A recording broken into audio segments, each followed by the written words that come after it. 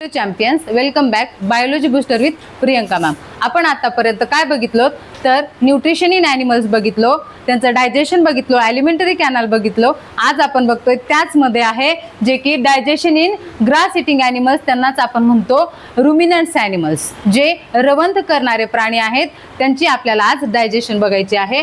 तर रुमिनंट्स अँड रुमिनेशन म्हणजे रुमिनंट्स ॲनिमल रुमिनेशन कसं करतात तर काऊज, buffalo and ships swallow the grass quickly and store in it a delicate stomach chambers called rumen. बघा, गाईला किंवा रुमिनंट्स ॲनिमल्सला 4 कप्प्यांचं स्टमक असतं. किती?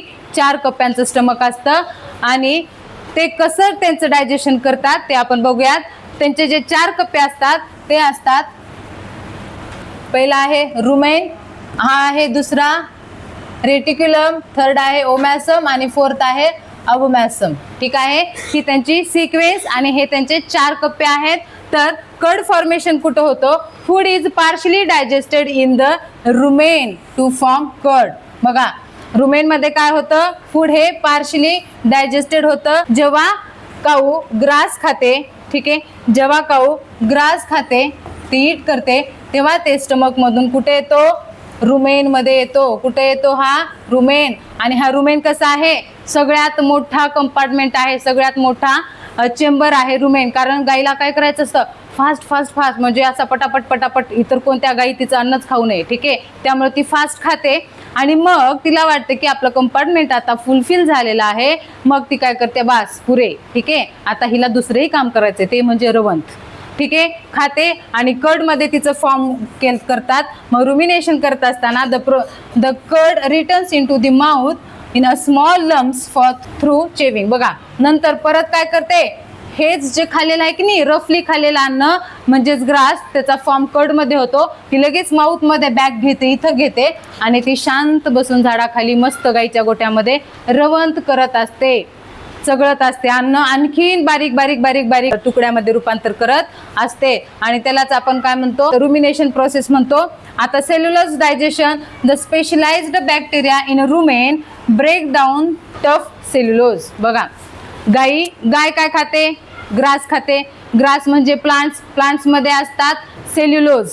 ठीक आहे, आणि ते पचन करण्याची प्रोसेस किंवा ते कॅपेबिलिटी रुमिनंट्स मध्येच असते. आपण फक्त ग्लुकोज पचवू शकतो.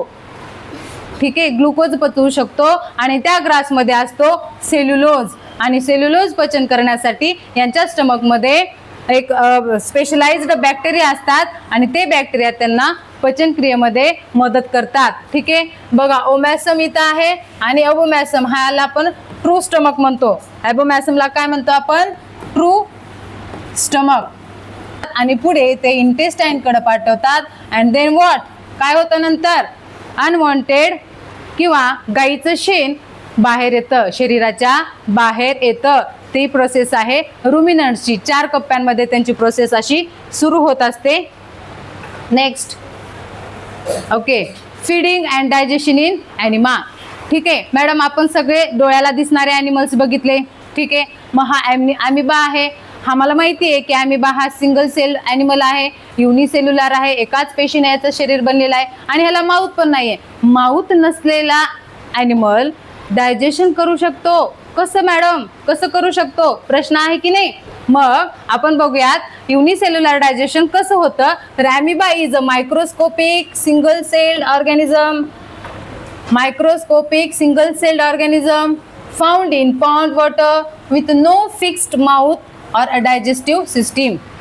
पॉन्ड वॉटरमध्ये मिळतात. ह्यांना डायजेस्टिव्ह सिस्टीम फिक्स्ड नसते किंवा ह्यांचं माउथ नसतं. ठीक आहे, मग हे कसं करतात? अमेझिंग गोष्ट आहे, इंटरेस्टिंग आहे की नाही? तुम्हाला वाटते की नाही? वाव, आम्ही क्युरियस आहोत मॅडम, पटकन सांगा की कसं होतं. बघा, सुडोपोडिया आहेत. हे जे आहेत की नाही ॲमिबा, बघा, हे कसं पण शेप घेऊ शकतो. हे जे असतात ना, हे असतात त्यांचे सुडोपोडिया. सुडोपोडिया म्हणजे काय? False food. बघा, इथे लिहिले मी फाल्स फीट. खोटे खोटे पाय पण म्हणू शकतो आपण त्यांना. ठीक आहे, तर त्यानुसार तो कसाही शेप घेऊ शकतो कारण तो ॲमिबा आहे, वो कुछ भी कर सकता है. ठीक आहे, pushes out projection to surrounds food particles, म्हणजेच हे सुडोपोडिया. आता हे थोडे इरेज करते. बघा पुढे ॲमिबा आहे, दिसतोय सगळ्यांना. हे त्याचं न्यूक्लियस आहे. हा फूड घेण्यासाठी पुढे पुढे जातोय. हा जो ब्ल्यू कलरचा दिसतोय हा त्यांचं फूड पार्टिकल आहे. ठीक आहे.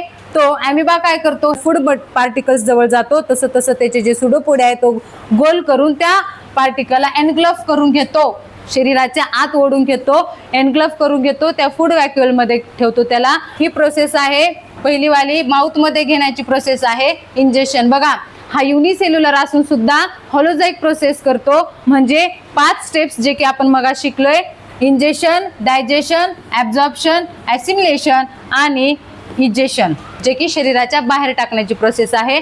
मग इथं काय होतं, जेव्हा तो फूड शरीरामध्ये घेतो त्याची सेल वॉल रप्चर्ड करून तो आत घेतो, त्यानंतर इथं ॲब्झॉर्प्शन केले जातात, त्याच्यावर डायजेस्टिव्ह ज्यूस सिक्रेट करून तिथं त्यांचं ॲब्झॉर्प्शन केलं जातं आणि नंतर जे ॲब्झॉर्प्शन झाले त्याचं ॲसिमिलेशन करतात, त्यांच्या ग्रोथ रिपेअरसाठी ते फूड वापरत असतात.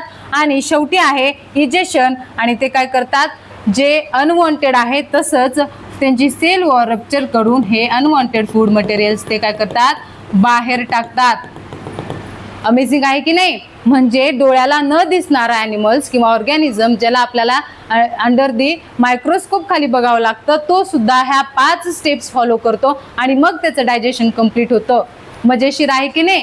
तर हे आहे न्यूट्रिशन इन ॲमिबा. तर इंट्रासेल्युलर प्रोसेस करतो म्हणजे तो digest nutrients are absorb directly into the cytoplasm. Direct त्यांच्या सायटोप्लाझम मध्ये त्यांचे न्यूट्रियंट्स ॲब्झॉर्ब करत असतो. हा ॲमिबा आहे. ठीक आहे. ह्याच्या मनात आलं तर तो कसाही शेप घेऊ शकतो, त्यामुळेच हा इरेग्युलर शेप मध्ये जात असतो.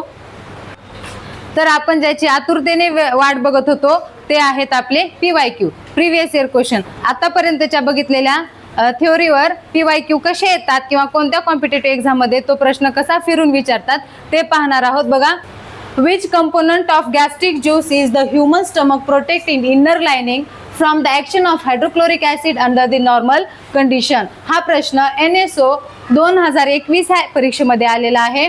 बघा, ऑप्शन आहे पेप्सिन, म्युकस, सलायव्हरी अमायलेज अँड बाईल ज्यूस. प्रश्न काय आहे, गॅस्ट्रिक ज्यूस मध्ये जो ह्युमन स्टमक प्रोटेक्ट करण्यासाठी किंवा इनर लाइनिंग प्रोटेक्ट करण्यासाठी कोणतं वापरतात एन्झाईम, तर तो आहे म्युकस. आपण आता शिकलोय. ठीक आहे.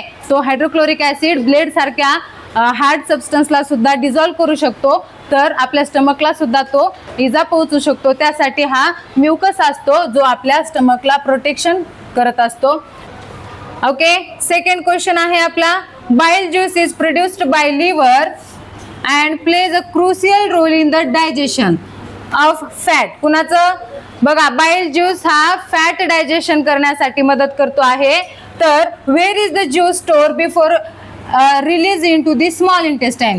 तर स्मॉल इंटेस्टाईन मध्ये ते ज्यूस रिलीज होण्याच्या पूर्वी ते कुठं स्टोअर करून ठेवलं असतं, तर आपण डायग्रामॅटिकली पण बघितलंय आणि आताच त्याचा अभ्यास केलोय. त्यामुळं हा जो गॉल बॅडर आहे ना, तुम्हाला सांगितलं होतं, हा असा असतो, तो लिव्हरच्या बिलो असतो आणि इथं काय, तो ज्यूस स्टोअर करून ठेवलेला असतो. ठीक आहे. लिव्हर तो ज्यूस सिक्रेट करतो आणि गॉल बॅडर मध्ये तो ज्यूस आपण स्टोअर करून ठेवतो. हा प्रश्न होमी भाभामध्ये आलेला आहे, 2019च्या इयर मध्ये आलेला आहे. ठीक आहे. नेक्स्ट क्वेश्चन बघा, what is the primary function of the large intestine in human nutrition. हा प्रश्न बघा होमी भाभामध्ये 2021 या इयर मध्ये आलेला आहे. तर आता बघा, लार्ज इंटेस्टाईनचं विचारले, बरोबर आहे की नाही. न्यूट्रिशन मध्ये लार्ज इंटेस्टाईनचं फंक्शन काय आहे, तर काय फंक्शन आहे हो, ते काय करतात लार्ज इंटेस्टाईन, तर वॉटर अँड सॉल्ट्सला रिॲब्झॉर्ब करतात. म्हणजे option C is correct. Absorption of water and आपण सॉल्ट्स किंवा मिनरल्स म्हणालो होतो. ठीक आहे. नेक्स्ट क्वेश्चन आहे, ruminants like cow, sheep and goats can digest cellulose. ते काय करतात, सेल्युलोजला डायजेस्ट करतात, present in grass, whereas human cannot. And why. Animals digest करतात पण ह्युमन्स करत नाहीत, का करत नाहीत, तर हा प्रश्न NSOचा आहे, इयर आहे 2022. तर मला सांगा, रुमिनंट्स ॲनिमल्स बघत असताना आपण म्हणालो होतो की रुमिनंट्स ॲनिमल्समध्ये डायजेशनसाठी एक स्पेशलाइज्ड बॅक्टेरिया असतात आणि ते बॅक्टेरिया ते डायजेशन करतात. म्हणजेच काय, तर बी ऑप्शन करेक्ट असणार आहे. Ruminant possesses cellulose digesting bacteria and protozoa in their rumen किंवा कॅल्शियम. हे त्याचं ऑप्शन आहे. तिथं त्यांना एक स्पेशल बॅक्टेरिया असतात, ते डायजेशनसाठी मदत करत असतात. ठीक आहे, नेक्स्ट क्वेश्चन. हा, तर आता हा क्वेश्चन आहे NSTSC ह्या एक्झाम मध्ये 2022 मध्ये विचारलेला आहे आणि हा प्रश्न तुम्हाला सॉल्व्ह करायचा आहे आणि मला कमेंट मध्ये त्याचं उत्तर सांगायचंय. बघूयात आपण किती जणांना हा प्रश्न सोडवता येईल. ठीक आहे, क्वेश्चन बघून घ्या, नोट डाऊन करून घ्या, लिहून घ्या आणि याचं कमेंट मध्ये मला उत्तर सांगा काय येईल. व्हिडिओ आवडला असेल तर लाईक करा, शेअर करा आणि सबस्क्राईब करा. थँक्यू.